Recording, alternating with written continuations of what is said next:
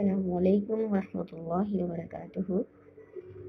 आज हम चौथे पारे का तर्जुमा अल्लाह के हुक्म से पढ़ेंगे इंशाअल्लाह। अऊज़ु बिल्लाहि मिनश शैतानिर रजीम, बिस्मिल्लाहिर रहमानिर रहीम। रब्बिश रह ली सदरी व यस्सिर ली अमरी वहलुल उक़दतम मिन लिसानी यफ़क़हू क़ौली।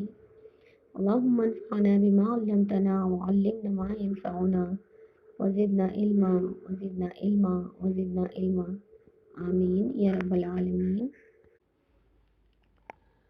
तुम नेकी को नहीं पहुँच सकते जब तक कि वो अपनी चीज़ें खुदा की राह में खर्च ना करो जिन्हें तुम अजीज़ रखते हो, और जो कुछ तुम खर्च करोगे अल्लाह इससे बेखबर ना होगा। खाने की ये सारी चीज़ें जो शरीयत मुहम्मदी सल्लल्लाहु अलैहि वसल्लम में हलाल हैं, बनी इसराइल के लिए भी हलाल थी। अलबत्ता बाज़ चीज़ें ऐसी थीं जिन्हें तौरात के नाज़िल किए जाने से पहले इसराइल याकूब अलैहिस्सलाम ने खुद अपने ऊपर हराम कर लिया था। इनसे कहो, अगर तुम अपने एतराज़ में सच्चे हो तो लाओ तौरात और पेश करो उसकी कोई इबारत। इसके बाद भी जो लोग अपनी झूठी घड़ी बातें अल्लाह की तरफ मंसूब करते रहें, वही दर हकीकत जालिम हैं। कहो, अल्लाह ने जो कुछ फरमाया है सच फरमाया है। तुमको यकसू होकर इब्राहीम अलैहिस्सलाम के तरीक़े की पैरवी करनी चाहिए, और इब्राहीम अलैहिस्सलाम शिर्क करने वालों में से न था। बेशक सबसे पहली इबादतगाह जो इंसानों के लिए तामीर हुई वो वही है जो मक्के में वाक़ है। इसको खैर बरकत दी गई थी और तमाम जहान वालों के लिए मरकज़ हिदायत बनाया गया था। इसमें खुली निशानियां हैं। इब्राहीम अलैहिस्सलाम का मकाम इबादत है और उसका हाल ये है कि जो इसमें दाखिल हुआ वो मामून हो गया। लोगों पर अल्लाह का हक़ ये है कि जो इस घर तक पहुँचने की इस्तिताअत रखता हो वो इसका हज करे, और जो कोई इसके हुक्म की पैरवी से इनकार करे तो इसे मालूम हो जाना चाहिए कि अल्लाह तमाम दुनिया वालों से बेनियाज है। कहो, ए अहले किताब, तुम क्यों अल्लाह की बातें मानने से इनकार करते हो? जो हरकतें तुम कर रहे हो अल्लाह सब कुछ देख रहा है। कहो, ए अहले किताब, ये तुम्हारी क्या रविश है कि जो अल्लाह की बात मानता है इसे भी तुम अल्लाह के रास्ते से रोकते हो और चाहते हो कि वो टेढ़ी राह चले, हालांकि तुम खुद उसके राह रास्त होने पर गवाह हो। तुम्हारी हरकतों से अल्लाह गाफिल नहीं है। ऐ लोगों जो ईमान लाए हो, अगर तुमने इन अहले किताब में से एक ग्रोह की बात मानी तो ये तुम्हें ईमान से फिर कुफ्र की तरफ फेर ले जाएंगे। तुम्हारे लिए कुफ्र की तरफ जाने का अब क्या मौका बाकी है, जबकि तुमको अल्लाह की आयत सुनाई जा रही हैं और तुम्हारे दरमियान उसका रसूल मौजूद है। जो अल्लाह का दामन मजबूती के साथ थामेगा वो ज़रूर राह रास्त पा लेगा। ऐ लोगों जो ईमान लाए हो, अल्लाह से डरो जैसा कि इससे डरने का हक़ है। तुमको मौत न आए मगर इस हाल में कि तुम मुस्लिम हो। सब मिलकर अल्लाह की रस्सी को मजबूत पकड़ लो और तफरक़े में ना पड़ो। अल्लाह के उस एहसान को याद रखो जो इसने तुम पर किया है। तुम एक दूसरे के दुश्मन थे, उसने तुम्हारे दिल जोड़ दिए और उसके फजल करम से तुम भाई भाई बन गए। तुम आग से भरे हुए एक गड्ढे के किनारे खड़े थे, अल्लाह ने तुमको इससे बचा लिया। इस तरह अल्लाह अपनी निशानियाँ तुम्हारे सामने रोशन कर देता है, शायद कि इन अलामतों से तुम्हें अपनी फलाह का रास्ता नज़र आ जाए, अपनी फलाह का सीधा रास्ता नज़र आ जाए। तुम्हें कुछ लोग तो ऐसे ज़रूर होने ही चाहिए जो नेकी की तरफ बुलाएं, भलाई का हुक्म दें और बुराइयों से रोकते रहें। ये लोग जो लोग ये काम करेंगे वही फलाह पाएंगे। कहीं तुम उन लोगों की तरह ना हो जाना जो फ़िरक़ों में बट गए और खुली खुली वाज़ेह हिदायत पाने के बाद फिर इख्तिलाफ़ात में मुब्तला हुए। जिन्होंने ये रविश इख्तियार की वो इस रोज़ सख्त सज़ा पाएंगे।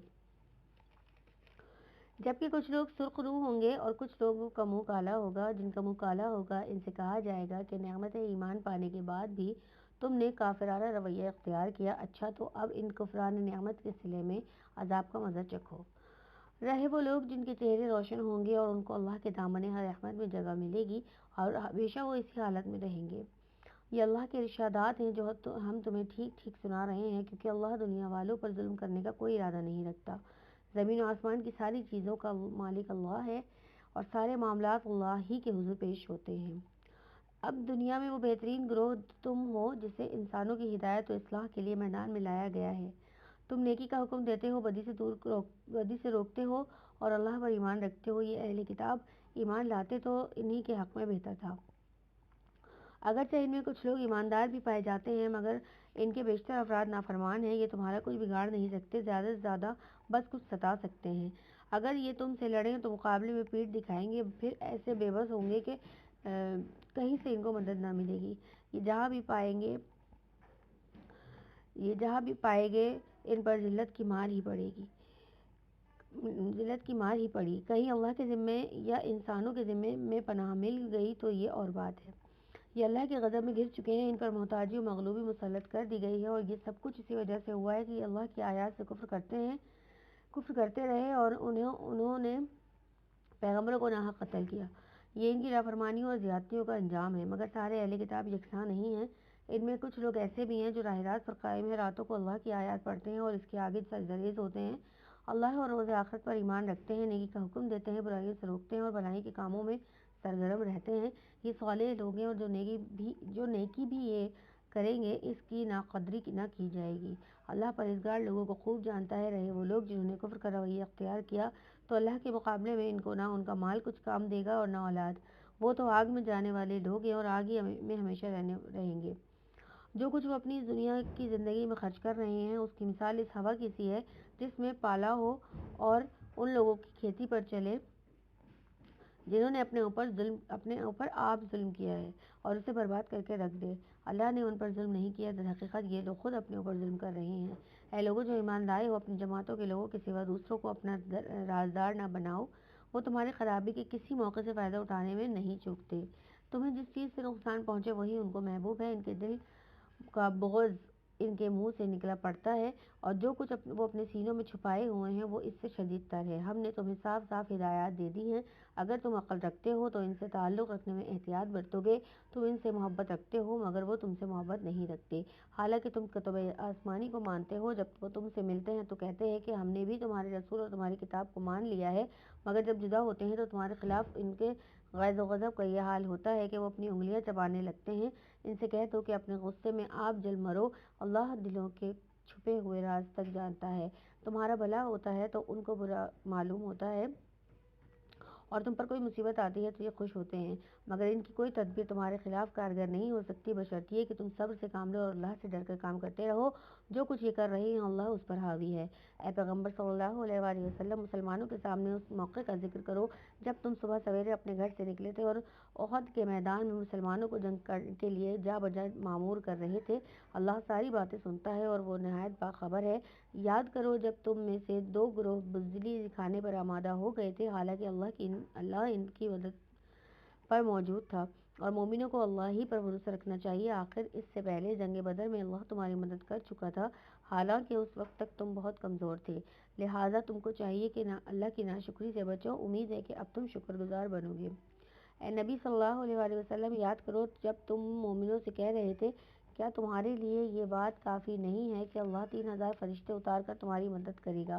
بے شک اگر تم صبر کرو اور خدا سے ڈرتے ہوئے کام کرو تو جس آن دشمن تمہارے اوپر چڑھ کر آئیں گے اسی آن تمہارا رب 3000 نہیں 5000 صاحب نشان فرشتوں سے تمہاری مدد کرے گا۔ یہ بات اللہ نے تمہیں اس لیے بتا دی ہے کہ تم خوش ہو جاؤ اور تمہارے دل مطمئن ہو جائیں۔ فتح و نصرت جو کچھ بھی ہے اللہ کی طرف سے ہے، جو بڑی قوت والا اور دانا و بینا ہے، اور یہ مدد وہ تمہیں اس لیے دے گا تاکہ کفر کی راہ چلنے والوں کا ایک بازو کاٹ دے یا ان کو ایسی ذلیل شکست دے کہ وہ نامرادی کے ساتھ پسپا ہو جائیں۔ اے پیغمبر صلی اللہ علیہ وآلہ وسلم، فیصلے کے اختیارات میں تمہارا کوئی حصہ نہیں، اللہ کو اختیار ہے چاہے انہیں معاف کرے چاہے سزا دے، کیونکہ وہ ظالم ہے۔ اور زمین اور آسمانوں میں سے جو کچھ ہے اس کا مالک اللہ ہے، جس کو چاہے بخش دے اور جس کو چاہے عذاب دے، اور وہ معاف کرنے والا اور رحیم ہے۔ اے لوگوں جو ایمان لائے ہو، یہ بڑھتا اور چڑھتا سود کھانا چھوڑ دو اور اللہ سے ڈرو، امید ہے فلاح پاؤ گے۔ اس آگ سے بچو جو کافروں کے لیے مہیا کی گئی ہے، اور اللہ اور رسول صلی اللہ علیہ وآلہ وسلم کی اطاعت کرو، توقع ہے کہ تم پر رحم کیا جائے گا۔ دوڑ کر چلو اس راہ پر جو تمہارے رب کی بخشش اور اس جنت کی طرف جاتی ہے جس کی وسعت زمین اور آسمانوں جیسی ہے، اور ان خدا ترس لوگوں کے لیے مہیا کی گئی ہے جو ہر حال میں اپنے مال خرچ کرتے ہیں، خواہ بدحال ہوں یا خوشحال، جو غصے کو پی جاتے ہیں اور دوسروں کے قصور معاف کر دیتے ہیں۔ ایسے نیک لوگ اللہ کو بہت پسند ہیں، اور جن کا حال یہ ہے کہ اگر کبھی کوئی فاحش کام ان سے سرزد ہو جاتا ہے یا گناہ کا ارتکاب کر کے وہ اپنے اوپر ظلم کر بیٹھتے ہیں تو معاذ اللہ انہیں یاد آ جاتا ہے اور اس سے وہ اپنے قصوروں کی معافی چاہتے ہیں، کیونکہ اللہ کے سوا اور کون ہے جو گناہ معاف کر سکتا ہو، اور وہ بھی دانستہ اپنے کیے پر اصرار نہیں کرتے۔ ایسے لوگوں کی جزا ان کے رب کے پاس ہے، یہ ہے کہ وہ ان کو معاف کر دے گا اور ایسے باغوں میں انہیں داخل کرے گا جن کے نیچے نہریں بہتی ہوں گی، اور وہ ہمیشہ رہیں گے۔ کیسا اچھا بدلہ ہے نیک اعمال کرنے والوں کے لیے۔ تم سے پہلے بہت سے دور گزر چکے ہیں، زمین میں چل کر پھر دیکھ لو کہ ان لوگوں کا کیا انجام ہوا جنہوں نے اللہ کے احکام اور ہدایات کو جھٹلایا۔ یہ لوگوں کے لیے ایک صاف اور صریح تنبیہ ہے، اور جو اللہ سے ڈرتے ہوں ان کے لیے ہدایت اور نصیحت۔ دل شکستہ نہ ہو، غم نہ کرو، تم ہی غالب رہو گے اگر تم مومن ہو۔ اس وقت اگر تمہیں چوٹ لگی ہے تو اس سے پہلے ایسی ہی چوٹ تمہارے مخالف فریق کو بھی لگ چکی ہے۔ یہ تو زمانہ کے نشیب و فراز ہیں جنہیں ہم لوگوں کے درمیان گردش دیتے رہتے ہیں۔ تم پر یہ وقت اس لیے لایا گیا کہ اللہ دیکھنا چاہتا ہے کہ تم میں سچے مومن کون ہیں، اور ان لوگوں کو چھانٹ لینا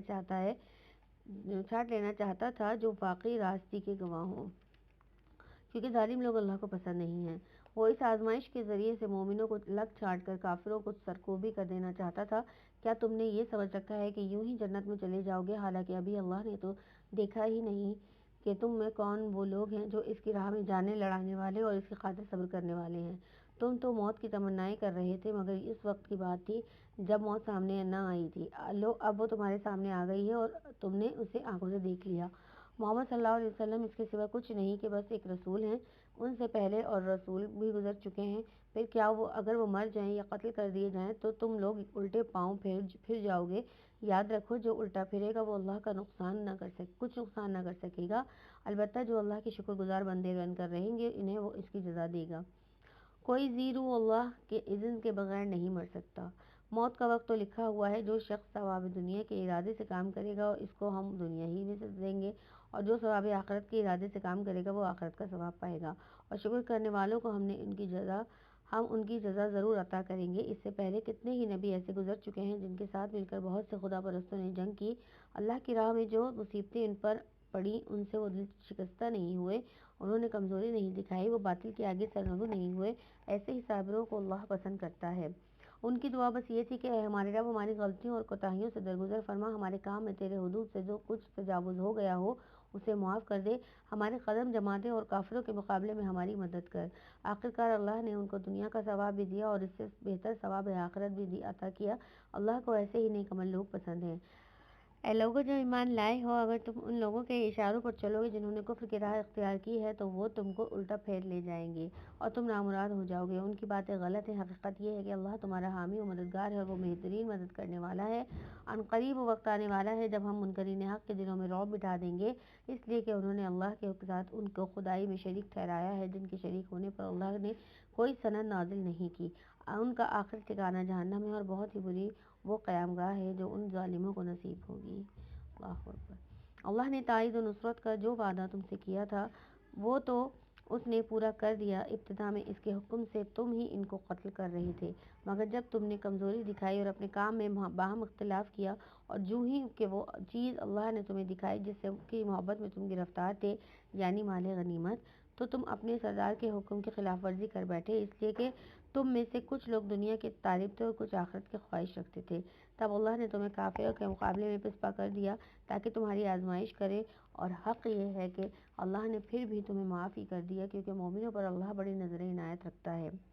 یاد کرو جب تم بھاگے چلے جا رہے تھے، کسی کی طرف پلٹ کر دیکھنے تک کا ہوش تمہیں نہ تھا، اور رسول صلی اللہ علیہ وسلم تمہارے پیچھے تم کو پکار رہا تھا۔ اس وقت تمہاری اس روش کا بدلہ اللہ نے تمہیں یہ دیا کہ تم کو رنج پر رنج دیے، تاکہ آئندہ کے لیے تمہیں یہ سبق ملے کہ جو کچھ تمہارے ہاتھ سے جائے یا جو مصیبت پر تم پر نازل ہو وہ اس پر ملول نہ ہو۔ اللہ تمہارے سب اعمال سے باخبر ہے۔ اس غم کے بعد پھر اللہ نے تم میں سے کچھ لوگوں پر ایسی اطمینان کی سی حالت طاری کر دی کہ وہ اونگنے لگے، مگر ایک دوسرا گروہ جس کے لیے ساری اہمیت بس اپنی ذات ہی کی تھی، اللہ کے متعلق طرح طرح کے جاہلانہ گمان کرنے لگا جو سراسر خلاف حق تھے۔ یہ لوگ اب کہتے ہیں کہ اس کام کے چلانے میں ہمارا بھی کوئی حصہ ہے۔ ان سے کہو کسی کا کوئی حصہ نہیں، اس کام کے سارے اختیارات اللہ کے ہاتھ میں ہیں۔ دراصل یہ لوگ اپنے دلوں میں جو بات چھپائے ہوئے ہیں اسے تم پر ظاہر نہیں کرتے۔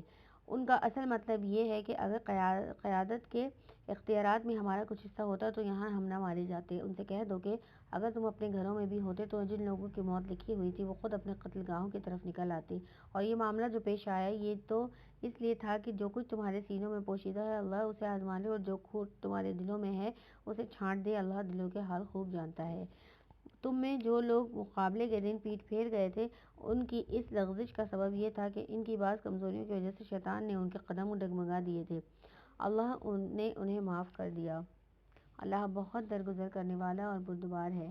اے لوگوں جو ایمان لائے ہو، کافروں کی سی باتیں نہ کرو جن کے عزیز و اقارب اگر کبھی سفر پر جاتے ہیں یا جنگ میں شریک ہوتے ہیں اور وہ وہاں کسی حادثے سے دو چار ہو جاتے ہیں تو وہ کہتے ہیں کہ اگر وہ ہمارے پاس ہوتے تو نہ مارے جاتے اور نہ قتل ہوتے۔ اللہ اس قسم کی باتوں کو ان کے دلوں میں حسرت اور اندھوں کا سبب بنا دیتا ہے، ورنہ دراصل مارنے اور جلانے والا تو اللہ ہی ہے اور تمہاری تمام حرکات پر وہی نگران ہے۔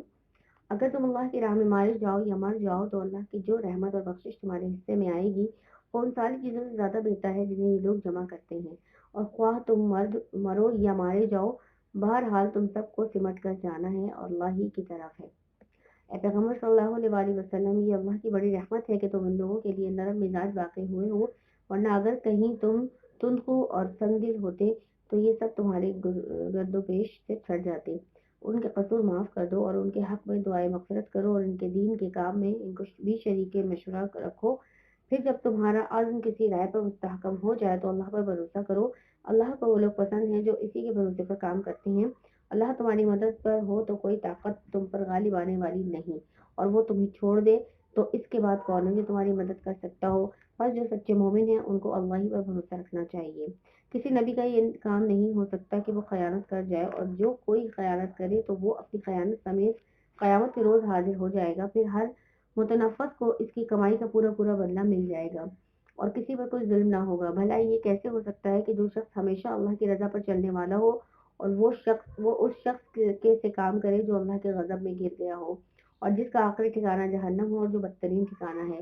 اللہ کے نزدیک دونوں قسم کے آدمیوں میں بدرجہ فرق ہے اور اللہ سب کے اعمال پر نظر رکھتا ہے۔ در حقیقت اور اہل ایمان پر تو اللہ نے یہ بہت بڑا احسان کیا ہے کہ ان کے درمیان خود انہی میں سے ایک ایسا پیغمبر اٹھایا جو اس کی آیات انہیں سناتا ہے، ان کی زندگیوں کو سنوارتا ہے اور ان کو کتاب اور دانائی کی تعلیم دیتا ہے، حالانکہ اس سے پہلے یہی لوگ صریح گمراہیوں میں پڑے ہوئے تھے۔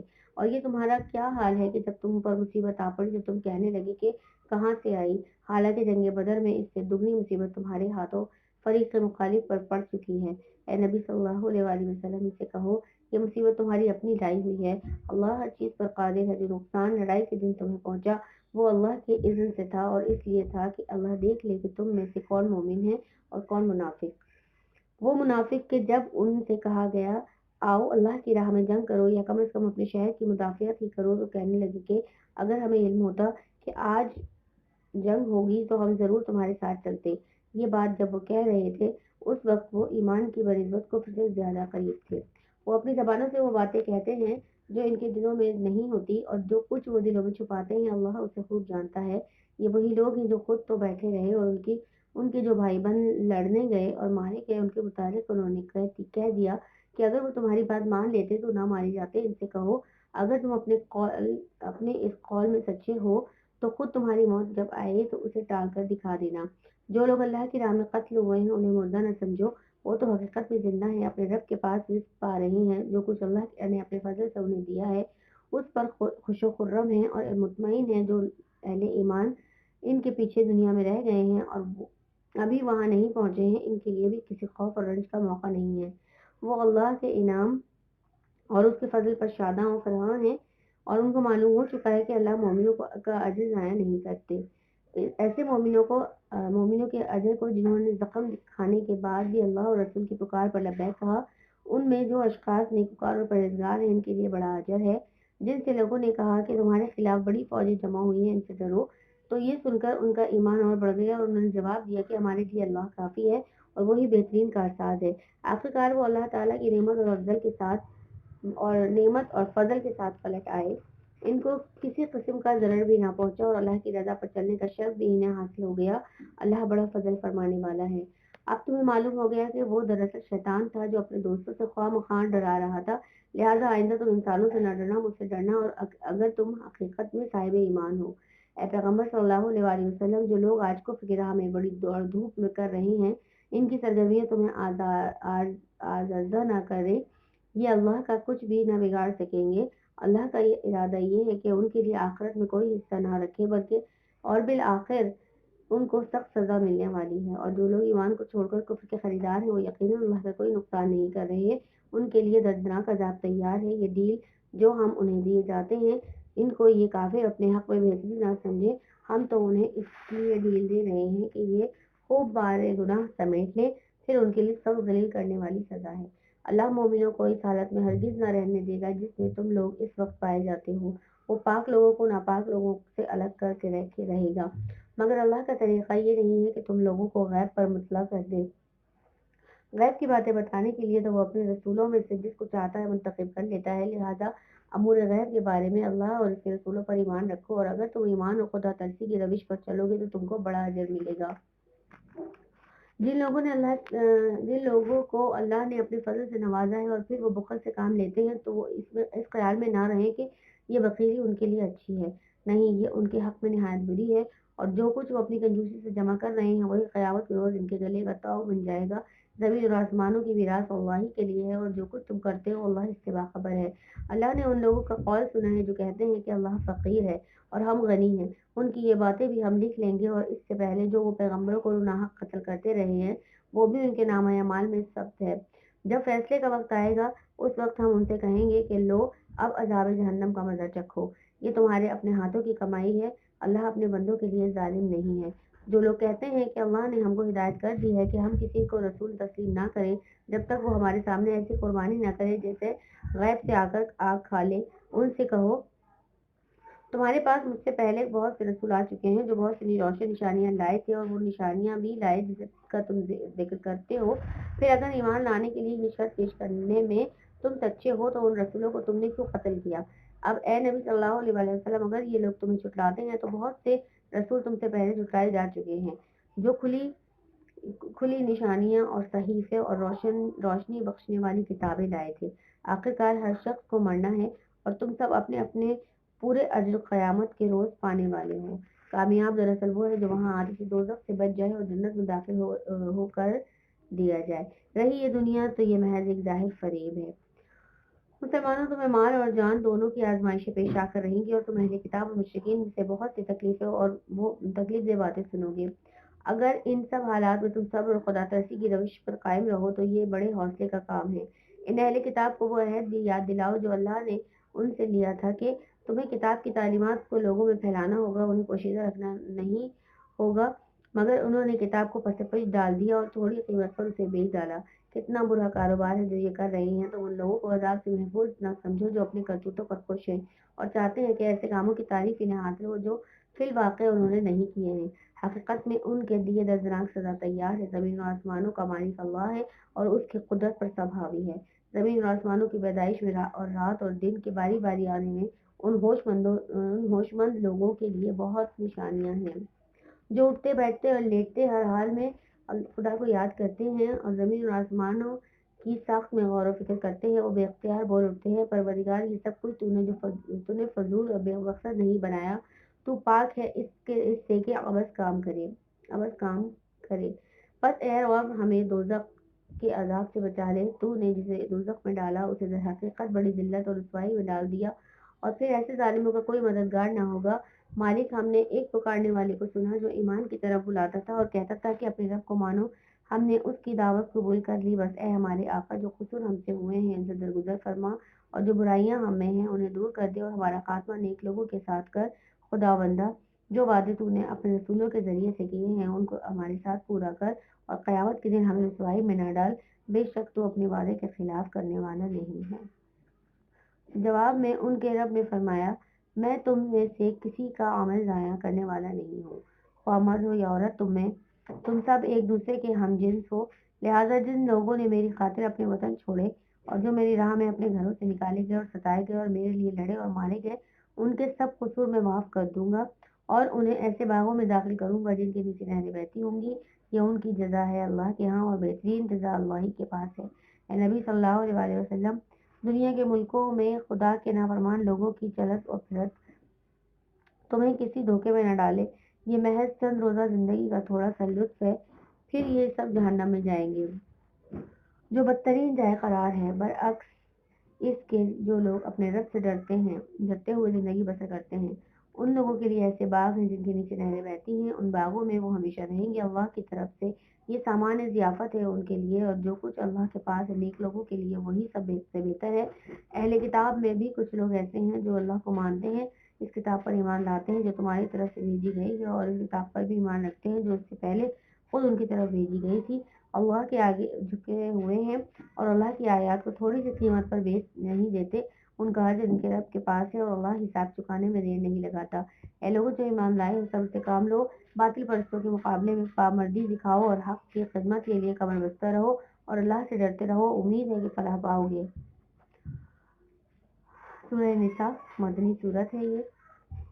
اللہ کے نام سے جو بے انتہا مہربان نہایت رحم فرمانے والا ہے۔ لوگوں اپنے رب سے ڈرو جس نے تم کو ایک جان سے پیدا کیا اور اسی جان سے اس کا جوڑا بنایا اور ان دونوں سے بہت مرد و عورت دنیا میں پھیلا دیے۔ اس خدا سے ڈرو جس کا واسطہ دے کر تم ایک دوسرے سے اپنے حق مانگتے ہو اور رشتہ و قرابت کے تعلقات کو بگاڑنے سے پرہیز کرو۔ یقین جانو کہ تم پر اللہ نگرانی کر رہا ہے۔ یتیموں کے مال ان کو واپس دو، اچھے مال کو برے مال سے نہ بدل لو اور ان کے مال اپنے مال کے ساتھ ملا کر نہ کھاؤ، یہ بہت بڑا گناہ ہے۔ اور اگر تم کو اندیشہ ہو کہ یتیموں کے ساتھ انصاف نہ کر سکو گے تو جو عورتیں تم کو پسند آئیں ان میں سے 2 2 3 3 4 4 سے نکاح کر لو۔ لیکن اگر تمہیں اندیشہ ہو کہ ان کے ساتھ عدل نہ کر سکو گے تو پھر ایک ہی بیوی کرو، یا ان عورتوں کو زوجیت میں لاؤ جو تمہارے قبضے میں آئی ہیں۔ بے انصافی سے بچنے کے لیے یہ زیادہ قرین ثواب ہے۔ اور عورتوں کے مہر خوش دلی کے ساتھ فرض جانتے ہوئے ادا کرو، البتہ اگر وہ خود اپنی خوشی سے مہر کا کوئی حصہ تمہیں معاف کر دیں تو اسے تم مزے سے کھا سکتے ہو۔ اور وہ اپنے مال جنہیں اللہ نے تمہارے لیے قیام زندگی کا ذریعہ بنایا ہے نادان لوگوں کے حوالے نہ کرو، البتہ انہیں کھانے اور پہننے کے لیے اور انہیں نیک ہدایت کرو اور یتیموں کی آزمائش کرتے رہو یہاں تک کہ وہ نکاح کے قابل عمر کو پہنچ جائے۔ پھر اگر تم ان کے اندر اہلیت پاؤ تو ان کے مال خود ان کے حوالے کر دو۔ ایسا کبھی نہ کرنا کہ حد انصاف سے تجاوز کر کے اس خوف سے ان کے مال جلدی جلدی کھا جاؤ کہ وہ بڑے ہو کر اپنے حق کا مطالبہ کریں گے۔ یتیم کا جو سرپرست مالدار ہو وہ پرہیزگاری سے کام لے اور جو غریب ہو وہ معروف طریقے سے کھائے۔ پھر جب ان کے مال ان کے حوالے کرنے لگو تو لوگوں کو اس پر گواہ بنا لو اور حساب لینے کے لیے اللہ کافی ہے۔ مردوں کے لیے اس مال میں حصہ ہے جو ماں باپ اور قریبی رشتہ داروں نے چھوڑا ہو، اور عورتوں کے لیے بھی اس مال میں حصہ ہے جو ماں باپ اور قریبی رشتہ داروں نے چھوڑا ہو، خواہ تھوڑا ہو یا بہت، اور یہ حصہ اللہ کی طرف سے مقرر ہے۔ اور جب تقسیم کے موقع پر کنبے کے لوگ اور یتیم اور مسکین آئیں تو اس مال میں سے ان کو بھی کچھ دو اور ان کے ساتھ بھلے مانسوں کی سی بات کرو۔ لوگوں کو اس بات کا خیال کر کے ڈرنا چاہیے کہ اگر وہ خود اپنے پیچھے بے بس اولاد چھوڑتے تو مرتے وقت انہیں اپنے بچوں کے حق میں کیسے کچھ اندیشے لاحق ہوتے۔ بس چاہیے کہ وہ خدا کا خوف کریں اور راستی کی بات کریں۔ جو لوگ ظلم کے ساتھ یتیموں کے مال کھاتے ہیں در حقیقت وہ اپنے پیٹ سے آگ بھرتے ہیں اور وہ ضرور جہنم کی بھڑکتی ہوئی آگ میں جھونکے جائیں گے۔ تمہاری اولاد کے بارے میں اللہ تمہیں ہدایت کرتا ہے کہ مرد کا حصہ 2 عورتوں کے برابر ہے۔ اگر میت کی وارث 2 سے زائد لڑکیاں ہوں تو انہیں ترکے کا 2/3 دیا جائے، اور اگر ایک ہی لڑکی وارث ہو تو آدھا ترکہ اس کا ہے۔ اگر میت صاحب اولاد ہو تو اس کے والدین میں سے ہر ایک کو ترکے کا 1/6 حصہ ملنا چاہیے، اور اگر وہ صاحب اولاد نہ ہو تو والدین ہی اس کے وارث ہوں تو ماں کو 1/3 حصہ دیا جائے، اور اگر میت کے بھائی بہن بھی ہوں تو ماں 1/6 حصے کی حقدار ہوگی۔ یہ سب حصے اس وقت نکالے جائیں گے جب کہ وصیت جو میت نے کی ہو پوری کر دی جائے اور قرض جو اس پر ہو ادا کر دیا جائے۔ تم نہیں جانتے کہ تمہارے ماں باپ اور تمہاری اولاد میں سے کون بلحاظ نفع تم سے قریب تر ہے۔ یہ حصے اللہ نے مقرر کر دیے ہیں اور اللہ یقیناً سب حقیقتوں سے واقف اور ساری مصلحتوں کا جاننے والا ہے۔ اور تمہاری بیویوں نے جو کچھ چھوڑا ہو اس کا آدھا حصہ تمہیں ملے گا اگر وہ بے اولاد ہوں، ورنہ اولاد ہونے کی صورت میں ترکے کا 1/4 حصہ تمہارا ہے، جبکہ وصیت جو انہوں نے کی ہو پوری کر دی جائے اور قرض جو انہوں نے چھوڑا ہو ادا کر دیا جائے، اور وہ تمہارے ترکے میں سے 1/4 کی حقدار ہوں گی اگر تم بے اولاد ہو، ورنہ صاحب اولاد ہونے کی صورت میں ان کا حصہ 1/8 ہوگا، بعد اس کے کہ جو وصیت تم نے کی ہو وہ پوری کر دی جائے اور جو قرض تم نے ان پر چھوڑا ہو وہ ادا کر دیا جائے۔ اگر وہ مرد یا عورت جس کی میراث تقسیم طلب ہے بے اولاد بھی ہو اور اس کے ماں باپ بھی زندہ ہوں مگر اس کا ایک بھائی یا ایک بہن موجود ہو تو بھائی اور بہن ہر ایک کو 1/6 حصہ ملے گا، اور بھائی بہن ایک سے زیادہ ہوں تو کل ترکے کے 1/3 میں وہ سب شریک ہوں گے، جبکہ وصیت جو کی گئی ہو پوری کر دی جائے اور قرض جو میت نے چھوڑا ہو ادا کر دیا جائے۔ بشرط یہ کہ وہ ضرور رساں نہ ہو۔ یہ حکم ہے اللہ کی طرف سے، اور اللہ دانا و بینا اور نرم خو ہے۔ یہ اللہ کی مقرر کی ہوئی حدیں ہیں، اور جو اللہ اور اس کے رسول صلی اللہ علیہ وسلم کی اطاعت کرے گا اسے اللہ ایسے باغوں میں داخل کرے گا جن کے نیچے نہریں بہتی ہوں گی، اور ان باغوں میں وہ ہمیشہ رہے گا، اور یہی بڑی کامیابی ہے۔ اور جو اللہ اور اس کے رسول صلی اللہ علیہ وسلم کی نافرمانی کرے گا اور اس کی مقرر کی ہوئی حدوں سے تجاوز کرے گا، اللہ اسے آگ میں ڈالے گا جس میں وہ ہمیشہ رہے گا، اور اس کے لیے رسوا کن سزا ہے۔ تمہاری عورتوں میں سے جو بدکاری کی مرتکب ہوں ان پر اپنے میں سے 4 آدمیوں کی گواہی لے لو، اور اگر 4 آدمی گواہی دے دیں تو ان کو گھروں میں بند رکھو یہاں تک کہ انہیں موت آ جائے، یا اللہ ان کے لیے کوئی راستہ نکال دے، اور تم میں سے جو اس فعل کا ارتکاب کرے ان دونوں کو تکلیف دو، پھر اگر وہ توبہ کریں تو اپنی اصلاح کر لیں تو انہیں چھوڑ دو، اور اللہ بہت توبہ قبول کرنے والا اور رحم فرمانے والا ہے۔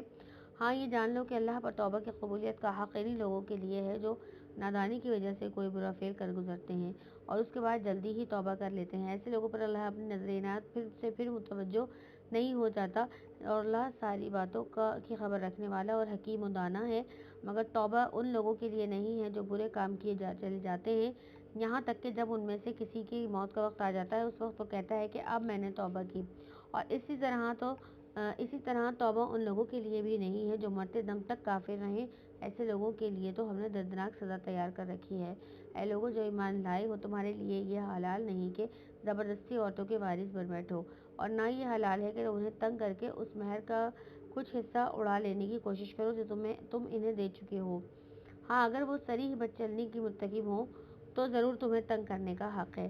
ان کے ساتھ بھلے طریقے سے زندگی بسر کرو، اگر وہ تمہیں ناپسند ہو تو ہو سکتا ہے کہ ایک چیز تمہیں پسند نہ ہو مگر اللہ نے اسی میں بہت کچھ بھلائی رکھ دی ہو، اور اگر تم ایک بیوی کی جگہ دوسری بیوی لے آنے کا ارادہ ہی کر لو تو خواہ تم نے اسے ڈھیر سا مال ہی کیوں نہ دیا ہو اس میں سے کچھ واپس نہ لینا۔ کیا تم اسے بہتان لگا کر اور صریح ظلم کر کے واپس لوگے؟ اور آخر تم اسے کس طرح لوگے جب کہ تم ایک دوسرے سے لطف اندوز ہو چکے ہو اور وہ تم سے پختہ عہد لے چکی ہیں؟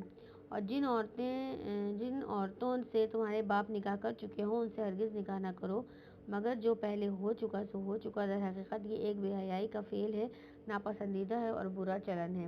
تم پر حرام کی گئیں تمہاری مائیں، بیٹیاں، بہنیں، پھوپھیاں، خالائیں، بھتیجیاں، بھانجیاں، اور تمہاری وہ مائیں جنہوں نے تم کو دودھ پلایا ہو، اور تمہاری دودھ شریک بہنیں، اور تمہاری بیویوں کی مائیں اور تمہاری بیویوں کی لڑکیاں جنہوں نے تمہاری گودوں میں پرورش پائی ہے، ان بیویوں کی لڑکیاں جن سے تمہارا تعلق زن و شو ہو چکا ہو، ورنہ اگر صرف نکاح ہوا ہو اور تعلق زن و شو نہ ہوا ہو تو انہیں چھوڑ کر ان کی لڑکیوں سے نکاح کر لینے میں تم پر کوئی مواخذہ نہیں ہے، اور تمہارے ان بیٹوں کی بیویاں جو تمہاری صلب سے ہوں، اور یہ بھی تم پر حرام کیا گیا ہے کہ ایک نکاح میں 2 بہنوں کو جمع کرو، مگر جو پہلے ہو گیا سو ہو گیا، اللہ بخشنے والا اور رحم کرنے والا ہے۔ الحمدللہ، چوتھے پارے کا ترجمہ مکمل ہوا۔ اللہ تعالیٰ میرا پڑھنا اور آپ کا سننا قبول فرمائے، آمین یا رب العالمین۔ السلام علیکم ورحمۃ اللہ وبرکاتہ۔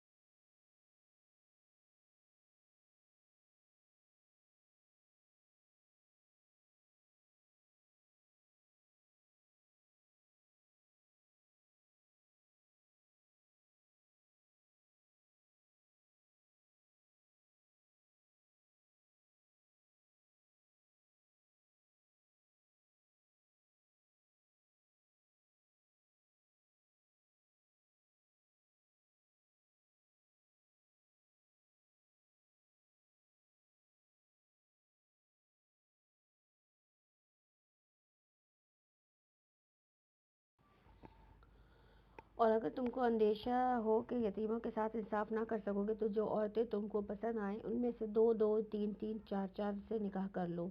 لیکن اگر تمہیں اندیشہ ہو کہ ان کے ساتھ عدل نہ کر سکو گے تو پھر ایک ہی بیوی کرو، یا ان عورتوں کو زوجیت میں لاؤ جو تمہارے قبضے میں آئی ہیں۔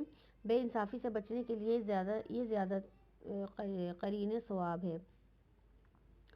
اور عورتوں کے مہر خوش دلی کے ساتھ فرض جانتے ہوئے ادا کرو، البتہ اگر وہ خود اپنی خوشی سے مہر کا کوئی حصہ تمہیں معاف کر دیں تو اسے تم مزے سے کھا سکتے ہو۔ اور وہ اپنے مال جنہیں اللہ نے تمہارے لیے قیام زندگی کا ذریعہ بنایا ہے نادان لوگوں کے حوالے نہ کرو، البتہ انہیں کھانے اور پہننے کے لیے اور انہیں نیک ہدایت کرو، اور یتیموں کی آزمائش کرتے رہو یہاں تک کہ وہ نکاح کے قابل عمر کو پہنچ جائے۔ پھر اگر تم ان کے اندر اہلیت پاؤ تو ان کے مال خود ان کے حوالے کر دو۔ ایسا کبھی نہ کرنا کہ حد انصاف سے تجاوز کر کے اس خوف سے ان کے مال جلدی جلدی کھا جاؤ کہ وہ بڑے ہو کر اپنے حق کا مطالبہ کریں گے۔ یتیم کا جو سرپرست مالدار ہو وہ پرہیزگاری سے کام لے، اور جو غریب ہو وہ معروف طریقے سکھائے۔ پھر جب ان کے مال ان کے حوالے کرنے لگو تو لوگوں کو اس پر گواہ بنا لو، اور حساب لینے کے لیے اللہ کافی ہے۔ مردوں کے لیے اس مال میں حصہ ہے جو ماں باپ اور قریبی رشتہ داروں نے چھوڑا ہو، اور عورتوں کے لیے بھی اس مال میں حصہ ہے جو ماں باپ اور قریبی رشتہ داروں نے چھوڑا ہو، خواہ تھوڑا ہو یا بہت، اور یہ حصہ اللہ کی طرف سے مقرر ہے۔ اور جب تقسیم کے موقع پر کنبے کے لوگ اور یتیم اور مسکین آئیں تو اس مال میں سے ان کو بھی کچھ دو، اور ان کے ساتھ بھلے مانسوں کی سی بات کرو۔ لوگوں کو اس بات کا خیال کر کے ڈرنا چاہیے کہ اگر وہ خود اپنے پیچھے بے بس اولاد چھوڑتے تو مرتے وقت انہیں اپنے بچوں کے حق میں کیسے کچھ اندیشے لاحق ہوتے۔ بس چاہیے کہ وہ خدا کا خوف کریں اور راستی کی بات کریں۔ جو لوگ ظلم کے ساتھ یتیموں کے مال کھاتے ہیں در حقیقت وہ اپنے پیٹ سے آگ بھرتے ہیں، اور وہ ضرور جہنم کی بھڑکتی ہوئی آگ میں جھونکے جائیں گے۔ تمہاری اولاد کے بارے میں اللہ تمہیں ہدایت کرتا ہے کہ مرد کا حصہ دو عورتوں کے برابر ہے۔ اگر میت کی وارث دو سے زائد لڑکیاں ہوں تو انہیں ترکے کا 2/3 دیا جائے، اور اگر ایک ہی لڑکی وارث ہو تو آدھا ترکہ اس کا ہے۔ اگر میت صاحب اولاد ہو تو اس کے والدین میں سے ہر ایک کو ترکے کا 1/6 حصہ ملنا چاہیے، اور اگر وہ صاحب اولاد نہ ہو تو والدین ہی اس کے وارث ہوں تو ماں کو تیسرا حصہ دیا جائے، اور اگر میت کے بھائی بہن بھی ہوں تو ماں 6 حصے کی حقدار ہوگی۔ یہ سب حصے اس وقت نکالے جائیں گے جب کہ وصیت جو میت نے کی ہو پوری کر دی جائے، اور قرض جو اس پر ہو ادا کر دیا جائے۔ تم نہیں جانتے کہ تمہارے ماں باپ اور تمہاری اولاد میں سے کون بلحاظ نفع تم سے قریب تر ہے۔ یہ حصے اللہ نے مقرر کر دیے ہیں اور اللہ یقیناً سب حقیقتوں سے واقف اور ساری مصلحتوں کا جاننے والا ہے۔ اور تمہاری بیویوں نے جو کچھ چھوڑا ہو اس کا آدھا حصہ تمہیں ملے گا اگر وہ بے اولاد ہوں، ورنہ اولاد ہونے کی صورت میں ترکے کا 1/4 حصہ تمہارا ہے، جبکہ وصیت جو انہوں نے کی ہو پوری کر دی جائے اور قرض جو انہوں نے چھوڑا ہو ادا کر دیا جائے، اور وہ تمہارے ترکے میں سے چوتھائی کی حقدار ہوں گی اگر تم بے اولاد ہو، ورنہ صاحب اولاد ہونے کی صورت میں ان کا حصہ 8واں ہوگا، بعد اس کے کہ جو وصیت تم نے کی ہو وہ پوری کر دی جائے اور جو قرض تم نے ان پر چھوڑا ہو وہ ادا کر دیا جائے۔ اگر وہ مرد یا عورت جس کی میراث تقسیم طلب ہے بے اولاد بھی ہو اور اس کے ماں باپ بھی زندہ ہوں مگر اس کا ایک بھائی یا ایک بہن موجود ہو تو بھائی اور بہن ہر ایک کو 1/6 حصہ ملے گا، اور بھائی بہن ایک سے زیادہ ہوں تو کل ترکے کے 1/3 میں وہ سب شریک ہوں گے، جبکہ وصیت جو کی گئی ہو پوری کر دی جائے اور قرض جو میت نے چھوڑا ہو ادا کر دیا جائے، بشرط یہ کہ وہ ضرور رساں نہ ہو۔ یہ حکم ہے اللہ کی طرف سے، اور اللہ دانا و بینا اور نرم خو ہے۔ یہ اللہ کی مقرر کی ہوئی حدیں ہیں، اور جو اللہ اور اس کے رسول صلی اللہ علیہ وسلم کی اطاعت کرے گا اسے اللہ ایسے باغوں میں داخل کرے گا جن کے نیچے نہریں بہتی ہوں گی، اور ان باغوں میں وہ ہمیشہ رہے گا، اور یہی بڑی کامیابی ہے۔ اور جو اللہ اور اس کے رسول صلی اللہ علیہ وسلم کی نافرمانی کرے گا اور اس کی مقرر کی ہوئی حدوں سے تجاوز کرے گا، اللہ اسے آگ میں ڈالے گا جس میں وہ ہمیشہ رہے گا، اور اس کے لیے رسوا کن سزا ہے۔ تمہاری عورتوں میں سے جو بدکاری کے مرتکب ہوں ان پر اپنے میں سے 4 آدمیوں کی گواہی لے لو، اور اگر 4 آدمی گواہی دے دیں تو ان کو گھروں میں بند رکھو یہاں تک کہ انہیں موت آ جائے، یا اللہ ان کے لیے کوئی راستہ نکال دے، اور تم میں سے جو اس فعل کا ارتکاب کرے ان دونوں کو تکلیف دو، پھر اگر وہ توبہ کریں تو اپنی اصلاح کر لیں تو انہیں چھوڑ دو، اور اللہ بہت توبہ قبول کرنے والا اور رحم فرمانے والا ہے۔ ہاں یہ جان لو کہ اللہ پر توبہ کی قبولیت کا حق انہی لوگوں کے لیے ہے جو نادانی کی وجہ سے کوئی برا فعل کر گزرتے ہیں اور اس کے بعد جلدی ہی توبہ کر لیتے ہیں، ایسے لوگوں پر اللہ اپنی نظر عنایت پھر متوجہ نہیں ہو جاتا، اور اللہ ساری باتوں کی خبر رکھنے والا اور حکیم و دانا ہے۔ مگر توبہ ان لوگوں کے لیے نہیں ہے جو برے کام کیے چلے جاتے ہیں، یہاں تک کہ جب ان میں سے کسی کی موت کا وقت آ جاتا ہے، اس وقت وہ کہتا ہے کہ اب میں نے توبہ کی۔ اور اسی طرح توبہ ان لوگوں کے لیے بھی نہیں ہے جو مرتے دم تک کافر رہیں، ایسے لوگوں کے لیے تو ہم نے دردناک سزا تیار کر رکھی ہے۔ اے لوگوں جو ایمان لائے ہو، تمہارے لیے یہ حلال نہیں کہ زبردستی عورتوں کے وارث بن بیٹھو، اور نہ یہ حلال ہے کہ انہیں تنگ کر کے اس مہر کا کچھ حصہ اڑا لینے کی کوشش کرو جو تم انہیں دے چکے ہو۔ ہاں، اگر وہ صریح بدچلنی کی مرتکب ہوں تو ضرور تمہیں تنگ کرنے کا حق ہے، ان کے ساتھ بھلے طریقے سے زندگی بسر کرو۔ اگر وہ تمہیں ناپسند ہو سکتا ہے کہ ایک چیز تمہیں پسند نہ ہو، مگر اللہ نے اسی میں بہت کچھ بھلائی رکھ دی ہو، اور اگر تم ایک بیوی کی جگہ دوسری بیوی لے آنے کا ارادہ ہی کر لو تو خواہ تم نے اسے ڈھیر سا مال ہی کیوں نہ دیا ہو، اس میں سے کچھ واپس نہ لینا۔ کیا تم اسے بہتان لگا کر اور صریح ظلم کر کے واپس لوگے؟ اور آخر تم اسے کس طرح لوگے جب کہ تم ایک دوسرے سے لطف اندوز ہو چکے ہو اور وہ تم سے پختہ عہد لے چکی ہیں؟ اور جن عورتوں سے تمہارے باپ نکاح کر چکے ہوں ان سے ہرگز نکاح نہ کرو، مگر جو پہلے ہو چکا سو ہو چکا، در حقیقت یہ ایک بے حیائی کا فعل ہے، ناپسندیدہ ہے اور برا چلن ہے۔ تم پر حرام کی گئیں تمہاری مائیں، بیٹیاں، بہنیں، پھوپھیاں، خالائیں، بھتیجیاں، بھانجیاں، اور تمہاری وہ مائیں جنہوں نے تم کو دودھ پلایا ہو اور تمہاری دودھ شریک بہنیں، اور تمہاری بیویوں